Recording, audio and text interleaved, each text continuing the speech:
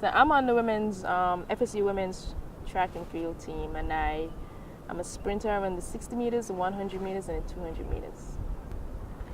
It has been a journey. Being a student athlete is not easy because I'm here doing my job. I have to, keep my grades up in the classroom, and at the same time, at the end of the day, I have to put in hours of training and have to keep both balance and traveling and all that is not easy, but I get it done just like all my other teammates. For them, in me, I have to commit to my education first. I have to get that bachelor's, I have to get that master's first, and then track and field comes after, because God forbid if anything happens, track is out the window, but I'll always have my bachelor's and I'll always have my master's.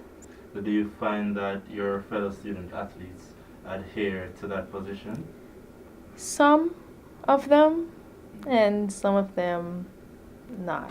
But more so, I feel that most of them stand on the same ground the same take that I stand on. And for those who don't share such a principle, what do you think would be some of the consequences, or what do you think are some of the consequences? Well, like I said, God forbid if track or sport, any sport is unforgiving. You could be healthy one day, as bright as one day, and something as little as warming up, and you could pull a hamstring, strain something, and then you're out.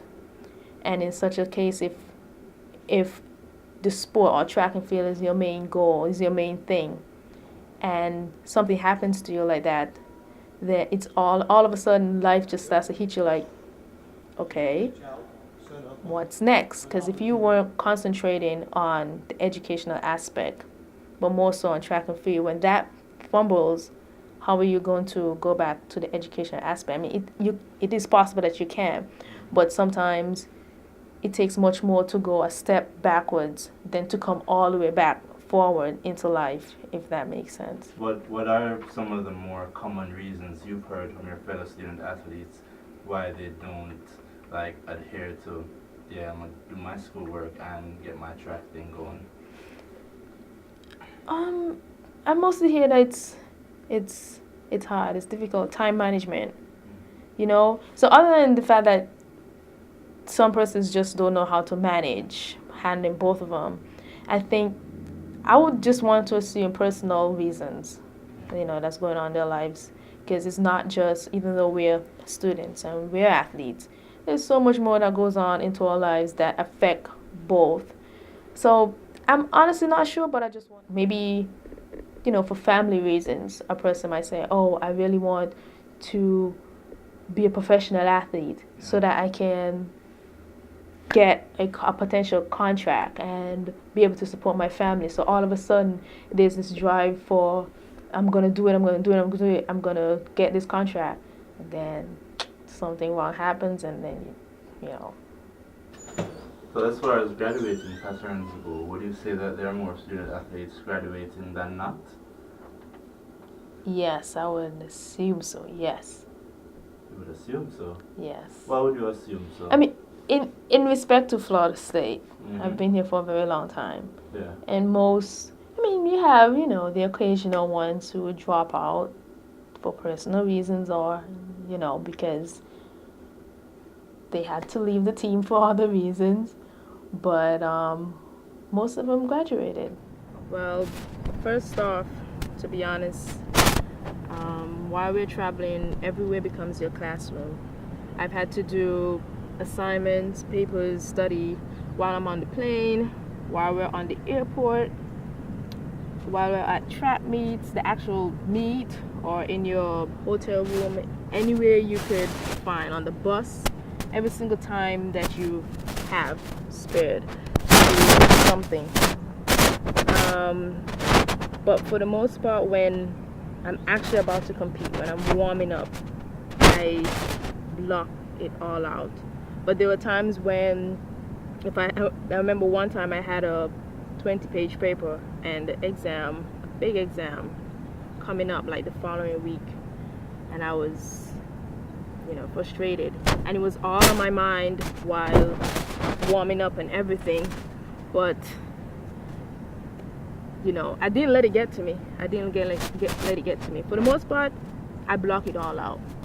But there were other times when I had like a Spanish test or something, and I couldn't remember the vocabularies, so I just like wrote the vocabs on my hand, and while I'm warming up, I'm just going through the motion, looking at my hand to remember. So it was like I'm warming up, thinking through my race, but I'm still in school trying to learn those vocabularies for the Spanish exam that I have. So there are times when I'm able to be a student while warming up and while on the line, and there are other times when I just and just run my race. I must say, I am a God-fearing woman. So every day I get up and say, "Dear God," I give Him thanks, and then I ask Him to help me throughout the day, because it's not easy. And sometimes when you know the type of workouts that you have on the track and or the stuff that you have to do in the classroom, whether an exam or whatever, you wonder, how in the world am I going to get through for today?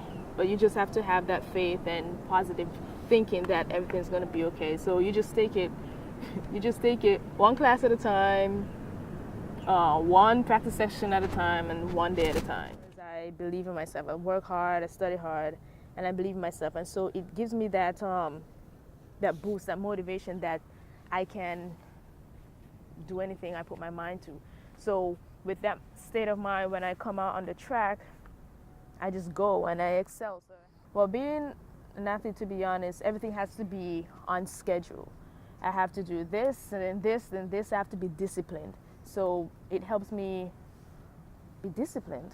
And so it allows me to be able to force myself to study and force myself to be on time and force myself to concentrate in the classroom. So when put both together, they're just two different aspects in life, or two different fields that help one another in making me a better person. I have to get my master's.